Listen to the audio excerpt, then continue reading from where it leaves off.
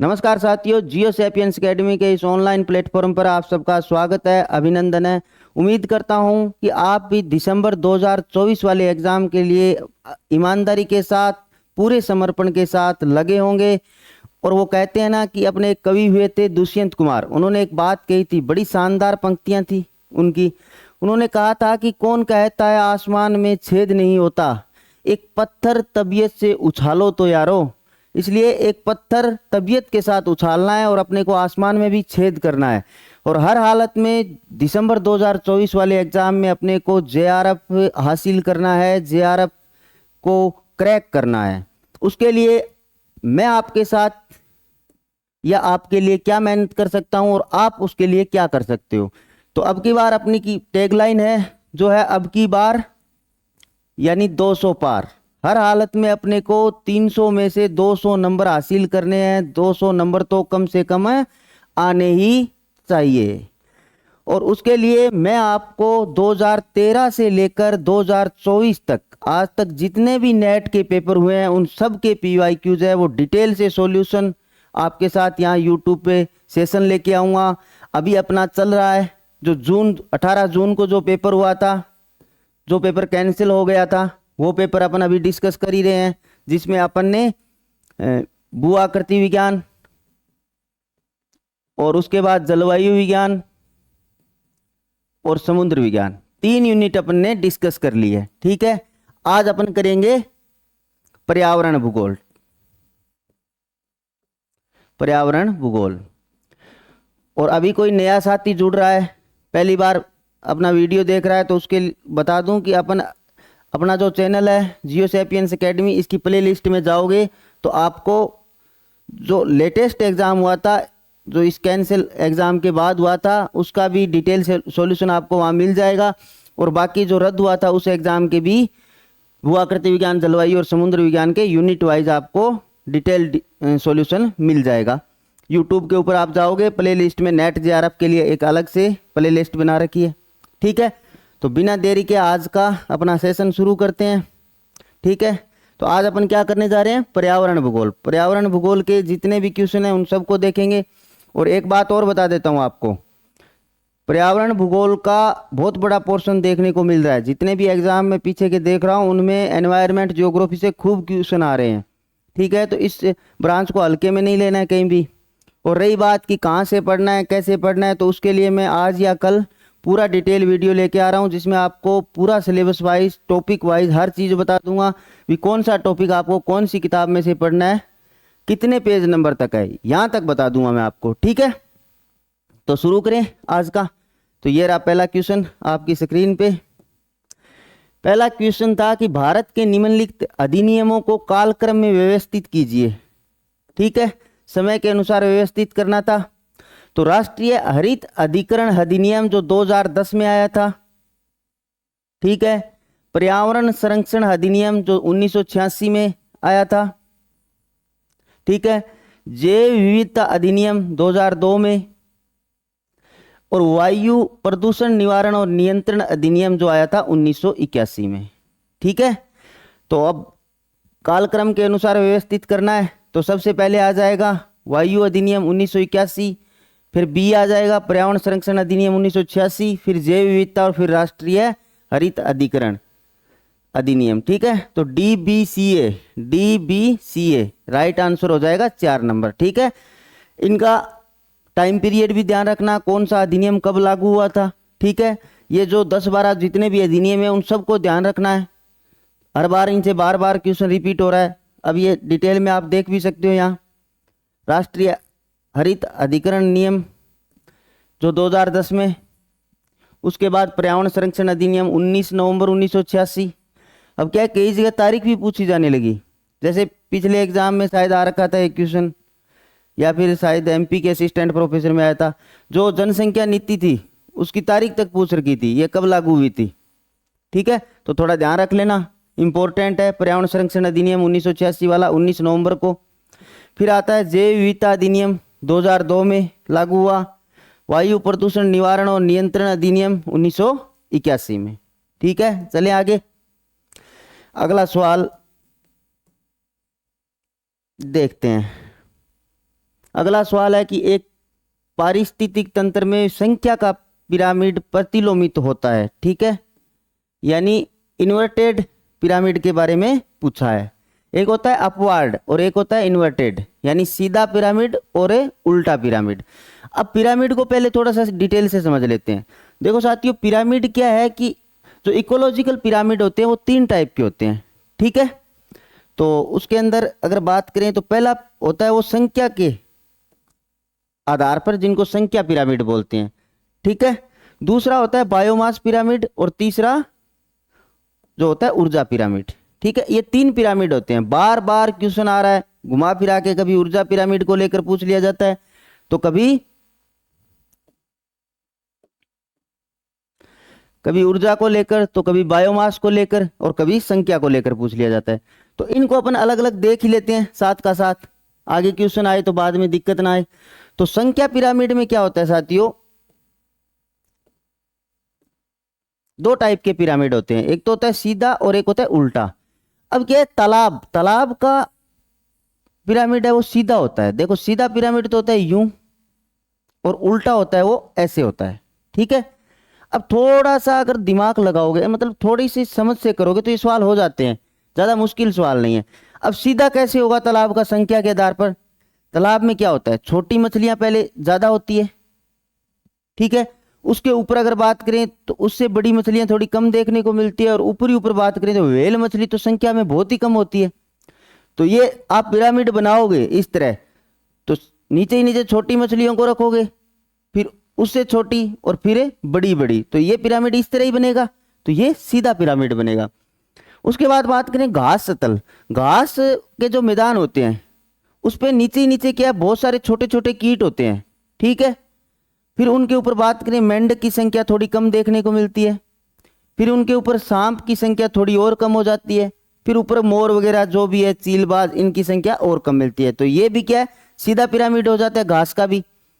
अब क्या है, इसमें उल्टा पिरामिड कौन सा होता है संख्या के आधार पर? देखो यहाँ पे 1 गलत लिख रखा है, ठीक है, क्योंकि 1 को अपन पूरा इंक्लूड करते हैं 1 में, ठीक है, सारे वृक्ष को लेते हैं, तो ये सीधा ही हो जाएगा 1 का भी, ठीक है। लेकिन पर्टिकुलर वृक्ष का जो होता है ना पिरामिड, वो उल्टा होता है। कैसे होता है भी, नीचे ही नीचे एक वृक्ष होता है, ठीक है, संख्या एक ही होती है वृक्ष की। उसके ऊपर देखें तो छोटे छोटे जानवर जो पक्षी होते हैं उनकी संख्या ज्यादा होती है। अब नीचे जिनकी संख्या कम है, इसका मतलब वो इस तरह से बनेगा पिरामिड उल्टा, तो ये उल्टा हो जाएगा। अब संख्या में सीधी सी बात है कि संख्या में एकमात्र जो उल्टा पिरामिड है वो वृक्ष का होता है, वो भी पर्टिकुलर वृक्ष का, 1 का नहीं होगा। 1 में क्या है, सारे पेड़ों को इंक्लूड कर लेंगे तो पेड़ों की संख्या ज्यादा हो जाएगी, ठीक है। केवल वृक्ष का, इंडिविजुअल वृक्ष का है वो उल्टा होता है, ठीक है। कोई दिक्कत नहीं, यहां तक क्लियर हो गया। अब बात कर लेते हैं बायोमास पिरामिड की। बायोमास पिरामिड में क्या होता है, जैव भार को इंक्लूड करते हैं जैव भार के आधार पे। तो इसमें भी सीधा और उल्टा 2 टाइप के पिरामिड होते हैं बायोमास में। सीधा कौन सा होता है, स्थल भाग का जो पारितंत्र का होता है ना, इकोसिस्टम का, स्थल भाग वाला हमेशा सीधा होता है। कैसे होता है, ठीक है, इस प्रकार होगा। कैसे होगा कि देखो छोटे छोटे जानवर बहुत सारे होते हैं, फिर उसके बाद उससे बड़े जानवर उनको जो उनका भोजन के रूप में उपयोग लेते हैं वो थोड़े और कम देखने को मिलते हैं। अगर ऊपरी ऊपर बात करें तो जो सबसे मजबूत और बड़े प्राणी देखने को मिलते हैं जीव में, वो क्या मिलते हैं, हाथी, शेर वगैरह बहुत कम संख्या में होते हैं, ठीक है। और उनका क्या होगा, जैव भार, टोटल जैव भार इंक्लूड करेंगे तो कम होगा। और नीचे ही नीचे जो भी जानवर या पक्षी है, जैसे मान लो हिरण है, खरगोश है, इनका जैव भार ज्यादा होगा टोटल इंक्लूड करेंगे तो ये इस टाइप से सीधा हो जाएगा स्थल का, ठीक है। अब जल का है ना, जलीय पारितंत्र का, वो क्या है कि बड़ी मछलियां होती है ना, व्हेल जैसी बड़ी मछलियां विशालकाय, उनमें जैव भार बहुत ज्यादा होता है। इसकी वजह से इसका उल्टा पिरामिड बनता है, ठीक है। जो छोटी छोटी मछलियां होती हैं उनमें जैव भार कम होता है। फिर अगर बात करें व्हेल जैसी मछलियां, उनका जैव भार ज्यादा होता है। तो ये क्या है, उल्टा बनता है, ठीक है। कोई दिक्कत नहीं है, याद रख लोगे। संख्या वाले में भी देख लिया, बायोमास वाले में देख लिया। अब लास्ट पिरामिड बचता है, वो है ऊर्जा पिरामिड। ऊर्जा का जो हमेशा सीधा होता है, कैसे होता है वो आपको मैं अभी डायग्राम के माध्यम से समझा देता हूं। पहले ऊर्जा वाला ही देख लेते हैं, ठीक है, ये लो भी ऊर्जा का पिरामिड। इसमें क्या होता है, जो प्राइमरी प्रोड्यूसर होते हैं ना, प्राथमिक उत्पादक, अगर उनमें 100% एनर्जी है ना, तो उससे जो अगला जो सेकेंडरी, मतलब उसका कंज्यूमर मान लो, इनको प्रोड्यूसर मान रहे हो तो इनको कंज्यूमर मान लो प्राइमरी, ठीक है, उसके बाद सेकेंडरी और फिर थर्ड कंज्यूमर आ जाते हैं। अब जो उत्पादक होते हैं उस पे जो प्राथमिक उपभोक्ता होता है ना, उसके 100% में उसको 10% ही एनर्जी मिलती है, ठीक है। अगर प्राइमरी कंज्यूमर का सेकेंडरी कंज्यूमर यूज कर रहा है, उपयोग खाने में ले रहा है, जो भी ले रहा है, उसमें क्या है, उस 10% का भी केवल 10% एनर्जी उसको मिल पा रही है। इस तरह से जो ऊपर की तरफ अपन पोषण स्तर में बढ़ते हैं ना, तो उनमें क्या एनर्जी, कुल एनर्जी का 10% हिस्सा ही अगले जो अपर पोषण स्तर होता है उसमें जा पाता है। इसलिए इनमें क्या 10% का नियम भी लागू होता है, जो लिंडमान का नियम है। लिंडमान महोदय थे, उन्होंने बताया था 10% का नियम, ठीक है। तो इस प्रकार अगर नीचे ही नीचे 100% है, उसके बाद 10%, फिर ऊपर 1%, इस तरह से जो पिरामिड बनेगा उसका आधार क्या होगा, आधार चौड़ा होगा, ऊपर नुकीला होगा, तो पिरामिड हमेशा सीधा बनेगा, ठीक है। तो ये तो रट ही लेना कि ऊर्जा का पिरामिड हमेशा सीधा होता है, ठीक है। और इसमें वो लिंडमान का 10% का नियम भी लागू होता है। आगे इससे रिलेटेड क्वेश्चन भी आ रखा है, ठीक है। नेक्स्ट पे चले।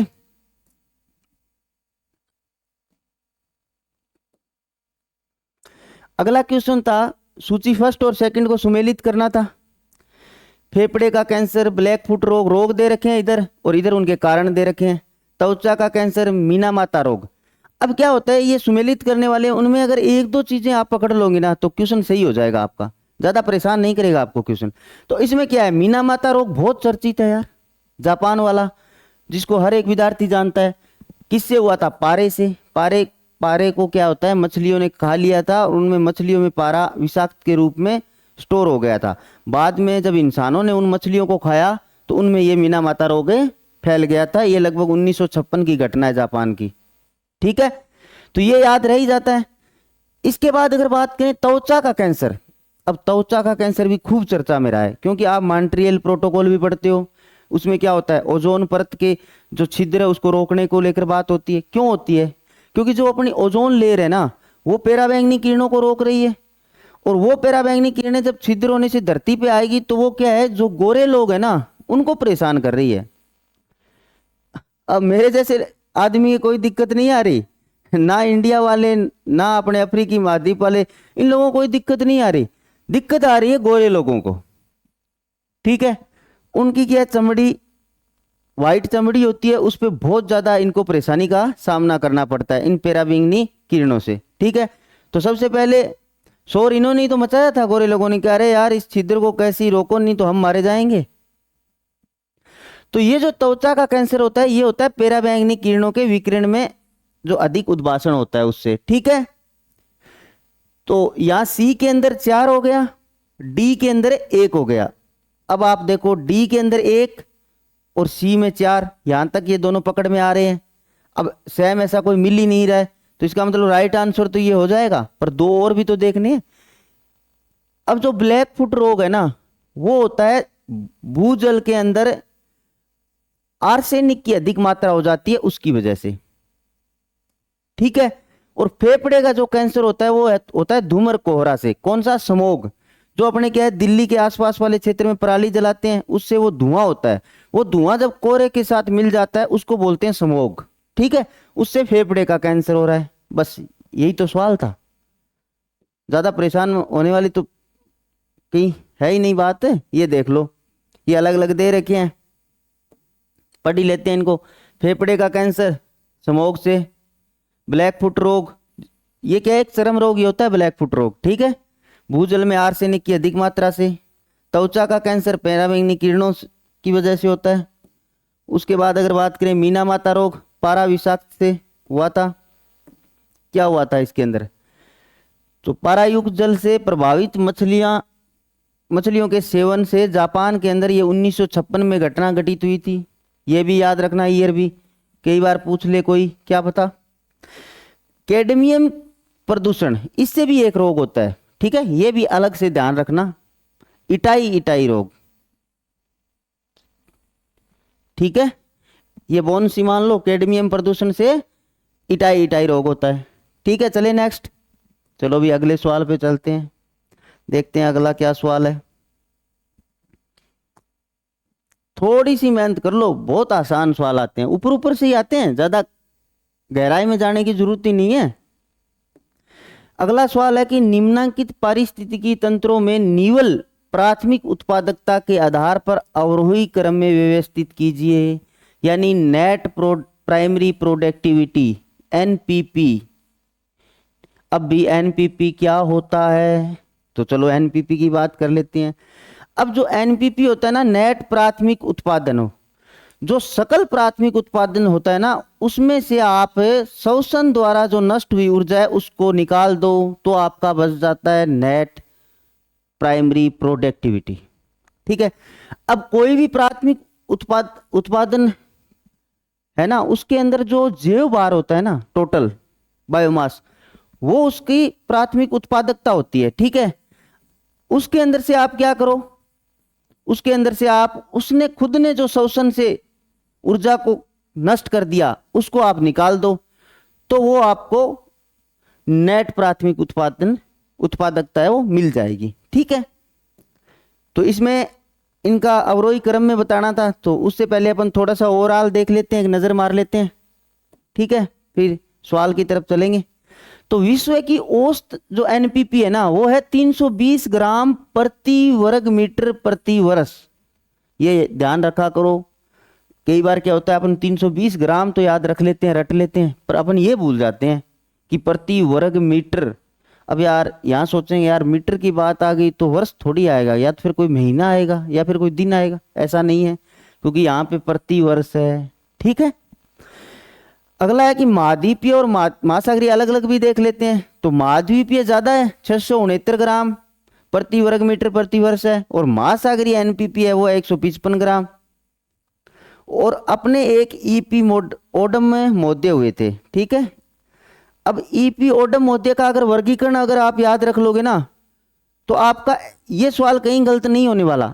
अब सबसे बड़ी बात है कि ऐसे सवाल बार बार पूछे जा रहे हैं। अगर आपने देखा होगा जो 28 अगस्त को एग्जाम हुआ था ना, इसके बाद कैंसिल होने के बाद, उसमें भी ये एक सवाल पूछा गया था प्राथमिक उत्पादकता से रिलेटेड, जिसमें बोरियल 1 और कई सारे ऑप्शन दे रखे थे। बार बार पूछे जा रहे हैं ये सवाल। तो अब इसमें आप ओडम महोदय का ये वर्गीकरण ध्यान में रख लो, इससे आपका सवाल सही हो जाएगा।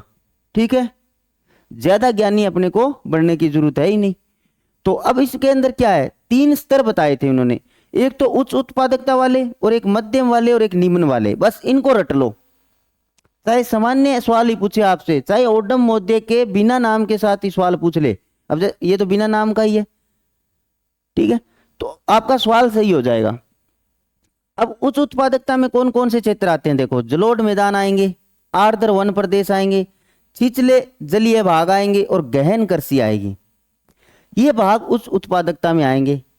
कौन सी उच्च उत्पादकता, प्राथमिक उत्पादकता की बात हो रही है, शुद्ध प्राथमिक उत्पादकता की। ठीक है, उसके बाद अगर मध्य में बात करें तो घास क्षेत्र मध्य में आएंगे, छिछली झीलें, और जो गहन कृषि के बाद जो कृषि बचती है वो बाकी है जो मध्यम में आएगी। और निम्न में हिमाच्छादित भूमि, मरुस्थल और गहरे समुद्री भाग आएंगे। ठीक है, अब अगर ये वर्गीकरण आपको ध्यान में है ना, तो आपका सवाल सही हो जाएगा। अब देख लेते हैं सवाल। देखो सवाल क्या था, सवाल यही तो था, अवरोही क्रम में जमाना था इनको। तो सबसे पहले दलदल भूमि की बात आई थी, अनूप क्षेत्र की ऋण की, इसको उच्च में रखा था, तो 1 नंबर पे ये हो जाएगा।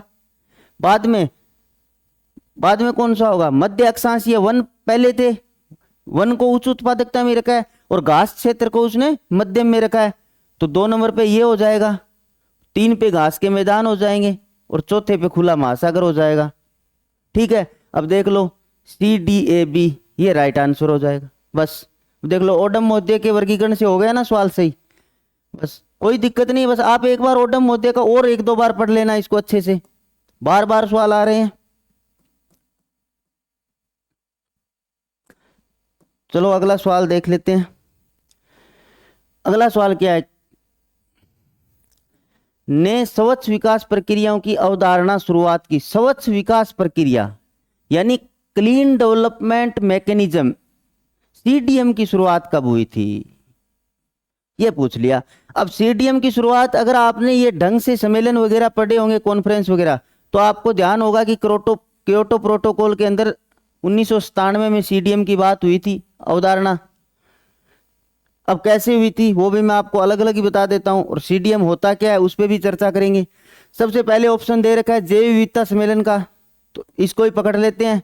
क्या है जैव विविधता? 5 जून 1992 को जो पृथ्वी सम्मेलन हुआ था रियो डी जेनेरियो में, उसमें ही तो चर्चा होती है सीबीडी नाम से, जैव विविधता को लेकर पहला सम्मेलन ही तो माना जाता है इसको। 1993 में ये लागू हुआ था और 94 में इसमें इंडिया शामिल हुआ। ठीक है, उसके बाद बात करें तो मॉन्ट्रियल प्रोटोकॉल ओजोन परत को लेकर था। ऑप्शन में दे रखा है मॉन्ट्रियल प्रोटोकॉल ओजोन परत को लेकर था, 1987 में हुआ था। फिर पेरिस समझौता COP 21 2015 में हुआ। ठीक है, अब देखते हैं क्योटो प्रोटोकॉल, जो अपने सीडीएम की बात पूछी है इन्होंने, यानी क्लीन डेवलपमेंट मैकेनिज्म की। क्या होता है सीडीएम के अंतर्गत? यानी जो विकसित देश थे, जो अपने देश के अंदर तो क्लीन एनर्जी विकसित कर ही रहे थे, ग्रीन हाउस गैसों को कम कर ही रहे थे अपनी टेक्नोलॉजी का इस्तेमाल करके, लेकिन दिक्कत क्या थी? जो विकासशील देश थे ना, विकासशील राष्ट्र, उनके पास ना तो हाई टेक्नोलॉजी थी, ना उनके पास इतने पैसे थे, तो वो क्या है, वो ग्रीन हाउस गैसों का उत्सर्जन ज़्यादा कर रहे थे। तब इनको विकसित देशों को ये छूट दी गई थी कि आप भी किसी दूसरे देश के अंदर, कोई विकासशील राष्ट्र में जाके अपना जो भी उद्योग धंधा कुछ भी स्थापित कर सकते हो, लेकिन आपको जो क्योटो प्रोटोकॉल के जो नियम हैं उनको ध्यान में रखते हुए काम को शुरू करना होगा। और जो पूरा का पूरा मसौदा था उसको कहा गया था सीडीएम, यानी क्लीन डेवलपमेंट मैकेनिज्म। ठीक है, जिसके अंदर विकसित राष्ट्र विकासशील देशों में जाकर अपना जो भी उद्योग धंधा शुरू कर रहे थे, बस उनको ये नियमावली फॉलो करनी थी प्रोटोकॉल की। ये पूरा का पूरा कार्यक्रम वो था सीडीएम, जो क्योटो प्रोटोकॉल 1997 में इसकी अवधारणा आई थी। ठीक है, चलिए नेक्स्ट सवाल पे। अगला सवाल है कि उत्तरोत्तर पोषण स्तरों में ऊर्जा ह्रास परिघटना अनुमानतः होने का नियम है। अब अपने पीछे चर्चा की थी लिंडमान का 10% का नियम। कैसे? जो प्राथमिक उत्पादक होता है उसमें 100% ऊर्जा होती है, फिर जब प्राइमरी कंज्यूमर की बात आती है तो 10% ही ऊर्जा बचती है, फिर उससे आगे अगर सेकेंडरी कंज्यूमर की बात आती है तो 1% ही बचती है। यानी हर एक पोषण स्तर से अगले पोषण स्तर में 90% ऊर्जा ह्रास हो जाता है, केवल 10% ऊर्जा ही अगले पोषण स्तर पे पहुंच पाती है, या स्थानांतरण हो पाता है, या ऊर्जा का प्रवाह हो पाता है। ठीक है, तो ये 10% का नियम है लिंडमान का। और इसके अंदर और क्या कहा था लिंडमान महोदय ने, वो भी देख लेते हैं। उनका कहना था कि खाद्य श्रृंखला में एक पोषण स्तर से दूसरे पोषण स्तर तक हमेशा ऊर्जा का स्थानांतरण होता रहता है। ठीक बात है भाई, अच्छी बात है आपकी। प्रत्येक पोषण स्तर पर स्थानांतरण के समय ऊर्जा की हानि होती है। ठीक बात है। लिंडमान के 10% के नियम के अनुसार एक पोषण स्तर से दूसरे पोषण स्तर में मात्र 10% ऊर्जा ही स्थानांतरित होती है। ठीक है, इसके बाद कि पारिस्थितिकी तंत्र में ऊर्जा का स्थानांतरण तथा प्रवाह एक दिशीय होता है तथा उसका चक्रण एवं पुनर्चक्रण नहीं होता। बहुत शानदार बात कही है। अगर ये बात आपकी यहाँ क्लियर होती है ना, तो आपका एक आगे और सवाल आएगा, मैं आपको बताऊंगा कि कैसे वो सवाल भी आपका सही हो जाता।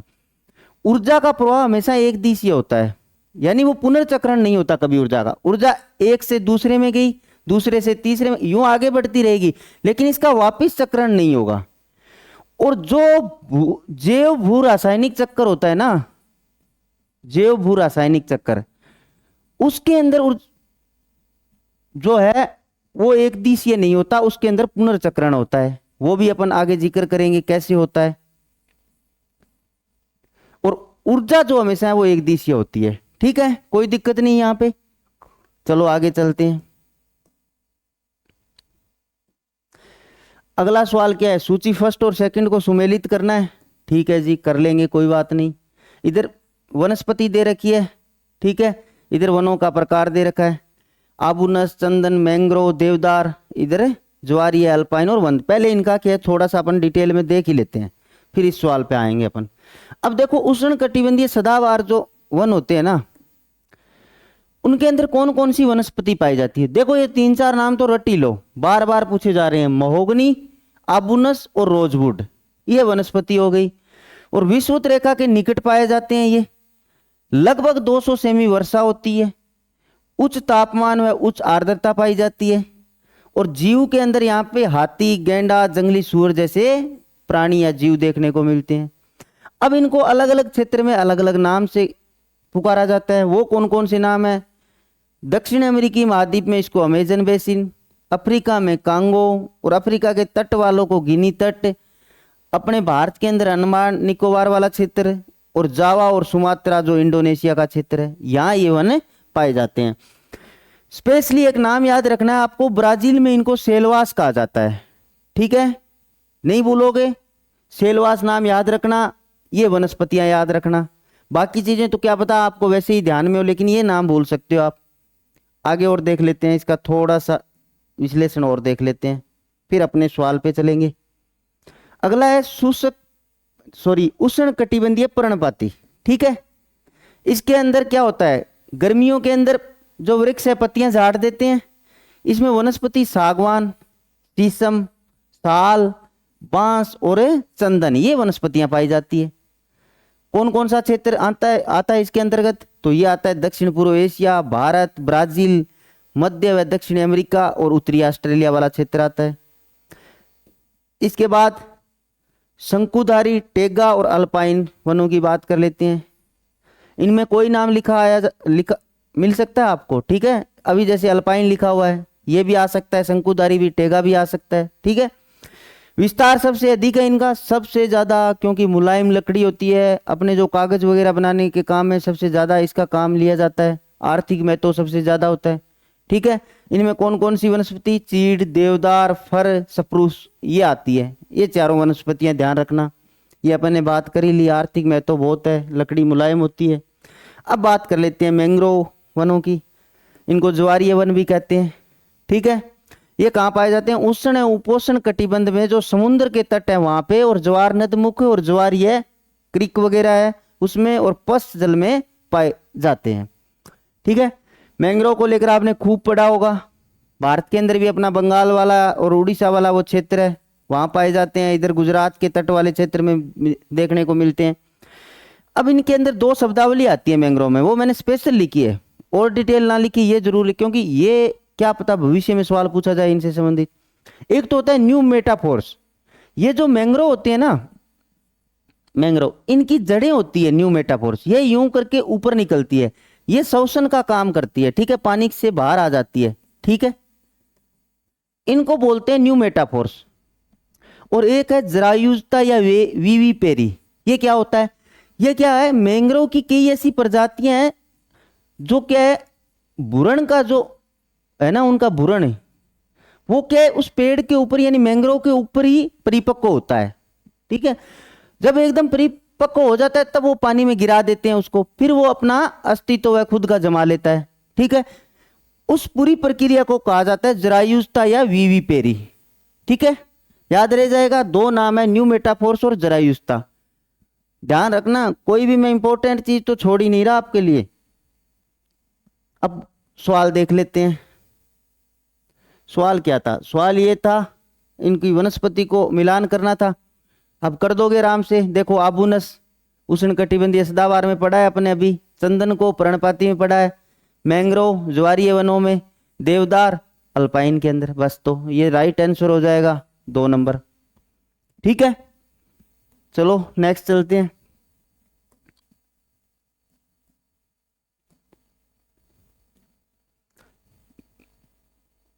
अगला सवाल है कि निम्नलिखित में से कौन सा विकासशील देशों के ग्रामीण क्षेत्रों में आर्थिक जीवन में सुधार करने, पर्यावरण प्रदूषण कम करने, आत्मनिर्भरता में वृद्धि करने, जलावन लकड़ी पर बोझ कम करने में सहायक है। बहुत शानदार सवाल था, पूरा का पूरा सवाल समझ से होने वाला था। अब देखो यहाँ क्या बात करिए। पहली बात तो विकासशील देश, दूसरी बात विकासशील देशों का ग्रामीण क्षेत्र, ये एकदम पिछड़े क्षेत्र की बात आ गई। आर्थिक जीवन में सुधार करना, पर्यावरणीय प्रदूषण को कम करना और आत्मनिर्भरता में वृद्धि, और जो लकड़ी चूल्हे में जलाते हैं उनका उपयोग कम करना। तो ये किससे होगा? देखो, ज्वारीय ऊर्जा पॉसिबल है क्या विकासशील देश में, वो भी ग्रामीण क्षेत्रों में? कैसे होगा? कितना महंगा पूरा का पूरा ये प्रोग्राम है ज्वारीय ऊर्जा का, कितनी कॉस्टली पड़ता है, ये भी पॉसिबल ही नहीं है, तो ये तो नहीं होगा। उसके बाद अगर भूतापीय ऊर्जा, ये भी तो कितना महंगा पड़ रहा है, ये भी कहाँ पॉसिबल होगा ग्रामीण क्षेत्र में और विकासशील देशों में। और नाभिकीय ऊर्जा का तो सवाल ही पैदा नहीं होता परमाणु ऊर्जा संयंत्र लगाने का। तो ठीक है, तो राइट आंसर तो जैव ऊर्जा हो जाएगा, कोई दिक्कत नहीं है, आसानी से सवाल होने वाला था, बहुत आसान सवाल था। अब इनको एक एक को देख लेते हैं। ज्वारीय ऊर्जा की बात करें तो ज्वारीय ऊर्जा जल विद्युत का ही एक रूप है, जो ज्वार से प्राप्त ऊर्जा को बिजली में परिवर्तित करती है और समुद्र में आने वाले ज्वार भाटा की ऊर्जा को टरबाइन लगाकर विद्युत शक्ति में बदला जाता है, ये ज्वारीय ऊर्जा होती है। जो समुद्र तट पर ज्वार आते हैं ना, उनके आगे टरबाइन लगा दिए जाते हैं, उन टरबाइन की वजह से बिजली का उत्पादन होता है। उसके बाद बात करें भूतापीय ऊर्जा की, जो पृथ्वी के अंदर रेडियोधर्मी पदार्थ है ना, उनसे जो गर्म सोते पानी के निकलते हैं, वहां जो भूतापीय ऊर्जा प्राप्त की जाती है उन क्षेत्रों के अंदर। अब वो वैसे क्षेत्र अपने इंडिया में कौन कौन से है? अगर आप घूमने गए हो, पुग्गा घाटी लद्दाख में है, और मणिकरण, यहां तक तो गए ही होंगे, मणिकरण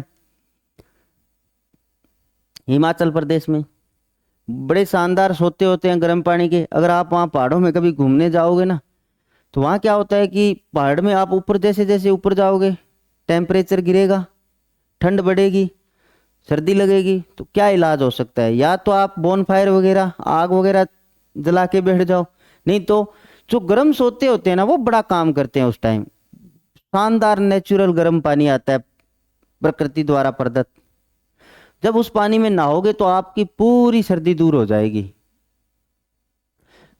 घूमने जाना कभी आप तो मणिकर्ण का झरना, जहाँ पे गुरुद्वारा भी है बहुत बड़ा, सिख धर्म का एक धार्मिक स्थल भी है मणिकर्ण, जरूर देख कर आना। ठीक है, पुगा, इससे आगे अगर जा पाओ तो पुगा घाटी लद्दाख तक चले जाना। ठीक है, अब चलते हैं अगला, क्या था? नाभिकीय ऊर्जा। किसी परमाणु नाभिक के विखंडन अथवा नाभिक संलयन के द्वारा उत्पन्न होने वाली ऊर्जा होती है नाभिकीय ऊर्जा। अब अगर आपने देखा हो चित्तौड़गढ़ के पास में रावत भाटा में, यहाँ पे अपना परमाणु ऊर्जा संयंत्र लगा हुआ है।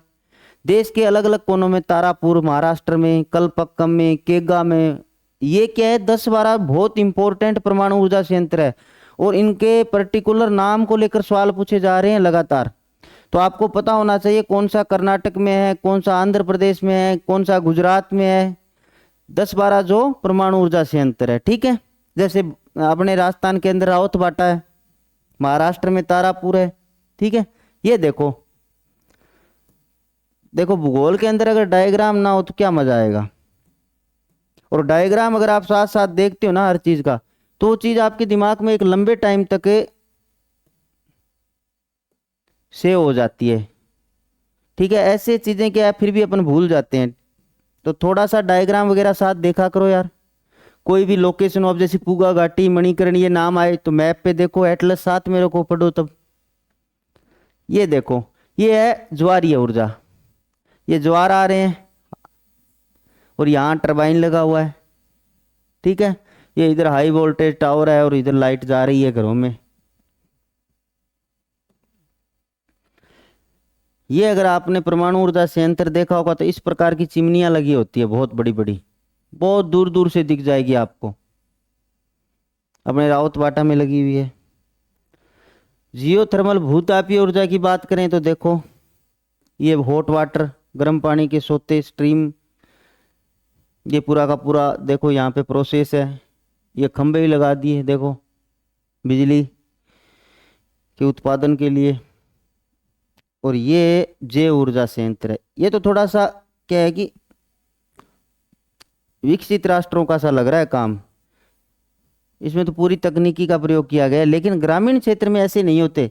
जो एक आप अगर सिंगल प्रकार के देख रहे हो, ऐसे पानी के जैसे टांके होते हैं ना अपने, इस तरह से बनाए होते हैं, उनसे जैव ऊर्जा का उत्पादन होता है, जिसमें आप ये जो अपने पराली वगैरह हो गई या अपने जो पशुओं का मलमूत्र इनका प्रयोग करके गोबर वगैरह का, ये जैव ऊर्जा का उत्पादन है किया जाता है।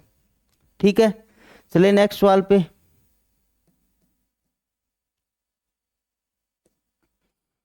अगला सवाल, सूची फर्स्ट और सेकंड में क्या करना है, सुमेलित करना है। इधर जीव दे रखे हैं, इधर उनके उदाहरण दे रखे हैं। उत्पादक, प्राथमिक उपभोक्ता, द्वितीयक और अपघटक। इधर दे रखा है कवक, रसायन संश्लेषी जीवाणु, सर्प और कीट। ठीक है, चलो पहले इनका थोड़ा सा एक डायग्राम दिखा देता हूं मैं आपको, ताकि चीजें क्लियर हो जाए। देखो, ऐसे क्वेश्चन करने से कोई मतलब नहीं है, चीजें समझेंगे नहीं तब तक कोई मजा नहीं है, ना तो मुझे मजा आएगा ना आपको आएगा। तो ये डायग्राम देखो आप, इसके अंदर यहां उत्पादक दे रखा है, प्राथमिक उत्पादक भी बोल सकते हैं इसको, प्राथमिक उत्पादक। ये क्या है कि इधर से वायु, इधर से सौर ऊर्जा, और इधर मृदा के अंदर जल और इसके पोषक तत्व मिल जाते हैं। इनसे चीजें लेकर खुद क्या करता है, प्रोड्यूस करता है, एक उत्पादक का काम करता है। और इसको क्या है, प्राथमिक उपभोक्ता इसका उपयोग करता है। ठीक है, इसको खाता है प्राथमिक उपभोक्ता। और प्राथमिक उपभोक्ता पर कौन से निर्भर होते हैं, वो होते हैं सेकेंडरी, और सेकेंडरी पर होते हैं तृतीयक उपभोक्ता। ठीक है, इस प्रकार एक दूसरे पे निर्भर होते हैं। जब इन सारों पे कोई निर्भर होता है वो होता है सर्वोच्च उपभोक्ता।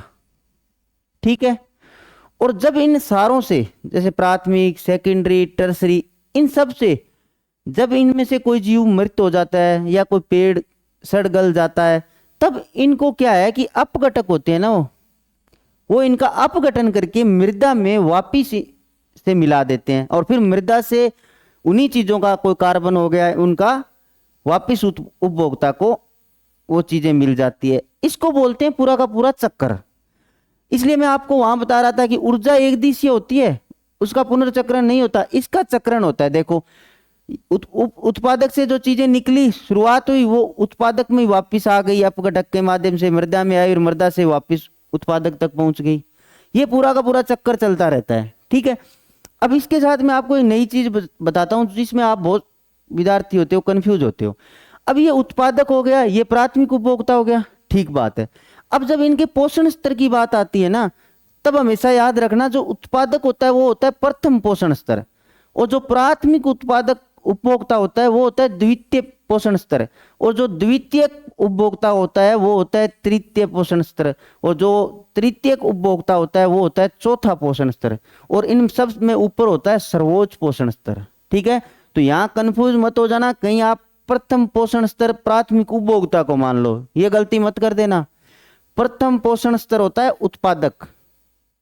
ठीक है, तो इस डायग्राम का मतलब यही था कि मेरे को ये चीजें आपको बतानी थी अलग अलग, कहीं आप इसमें कंफ्यूज नहीं हो जाओ। पोषण स्तर एक अलग चीज है, और जब उपभोक्ता की बात आए वो एक अलग चीज है। ठीक है, तो ये इनका विभाजन है, थोड़ा सा ध्यान में रख लेना। अब अपने सवाल पे चलते हैं। सवाल में क्या पूछा है, उत्पादक। तो उत्पादक कौन से होंगे, रसायन संश्लेषी जीवाणु। ठीक है, प्राथमिक उपभोक्ता कौन सा हो जाएगा, इन पे कौन डिपेंडेंट है, कीट। फिर द्वितीयक उपभोक्ता में कौन आएंगे, सर्प आ जाएगा, सांप वगैरह, और अपघटक में कवक वगैरह आ जाएंगे। ठीक है, तो आप वैसे अगर एक दो ध्यान में होते तो आपका क्वेश्चन सही हो जाता। ठीक है, चलो अब नेक्स्ट सवाल पे चलते हैं।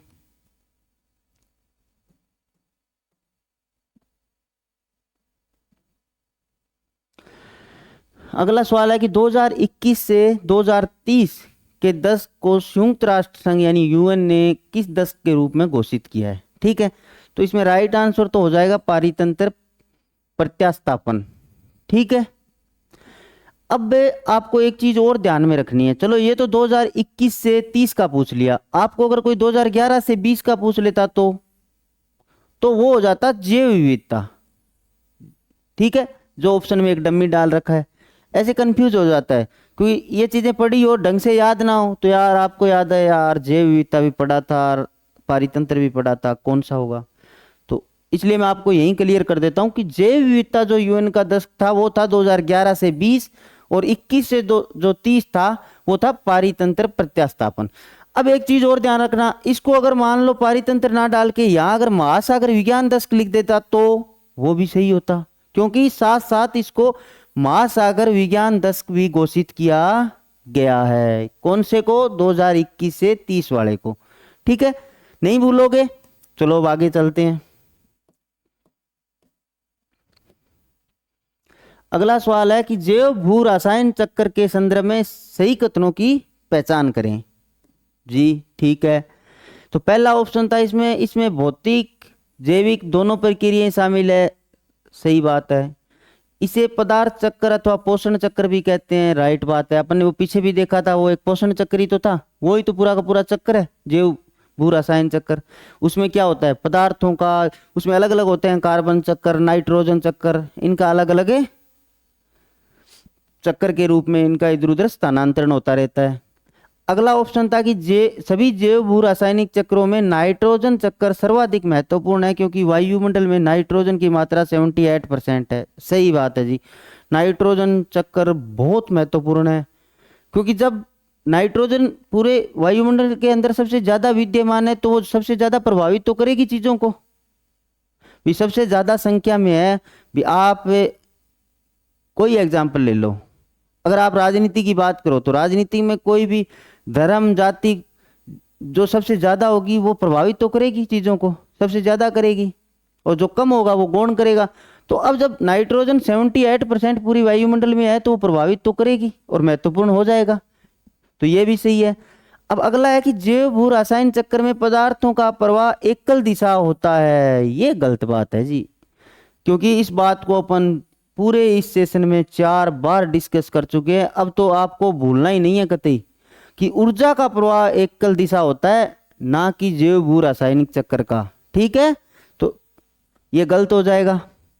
अब इसमें 3 सही होंगे, ए बी और सी। ठीक है, ये इधर डायग्राम दिखा रखे हैं, इनको भी देख लो।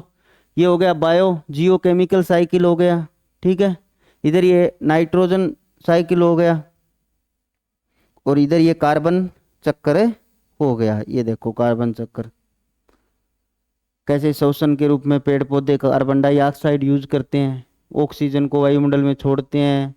ये पूरा का पूरा 1-2 बार इन चक्कर को है ना थोड़ा सा गौर से साथ में इसकी थ्योरी पढ़ के पूरे चक्कर के प्रोसेस को देख लेना, ताकि क्या है कि 1-2 बार देखोगे तो इनसे रिलेटेड कोई सवाल आपका गलत नहीं होगा। ये थोड़ी चीजें समझने वाली है। ठीक है, तो ये कुल मिला के अपना आज का पूरा सेशन था, जिसके अंदर अपन ने पर्यावरण भूगोल के सारे क्वेश्चन डिस्कस कर लिए। अगले 2-3 दिन के अंदर अपन ये जून वाला जो पेपर है इसको कंप्लीट कर देंगे। ठीक है, उसके बाद अपन 2023 वाले पेपर पे चलेंगे। तो ये अपना यूट्यूब चैनल है, शेयर तो करना ही है आपको, साथ साथ में आप टेलीग्राम चैनल को भी ज्वाइन कर लो, ताकि आपको कोई भी अपकमिंग न्यूज़ हो वहाँ मिल जाए। ठीक है, और इसके साथ साथ में आपको पहले भी बताया था कि 23 सितंबर से नेट जेआरएफ के लिए टेस्ट सीरीज शुरू हो रही है, बाईलिंगुअल है, बहुत शानदार डेली प्रैक्टिस प्रोग्राम है, टॉपिक वाइज होगी डेली, वीकली मेगा टेस्ट होंगे, पूरा का पूरा डेडिकेट प्रोग्राम नेट जेआरएफ के लिए, और आप लोगों के लिए एक कड़ी मेहनत के साथ डिटेल सॉल्यूशन तैयार किया जा रहा है। तो आपको कहीं भी कोई दिक्कत नहीं आने वाली, ज़रूर ज्वाइन कर लेना, रामबाण साबित होगी आपके लिए। ठीक है, तो ठीक है, अब आगे मिलते हैं नेक्स्ट किसी यूनिट के साथ। तब तक के लिए बहुत बहुत आभार आपका, धन्यवाद।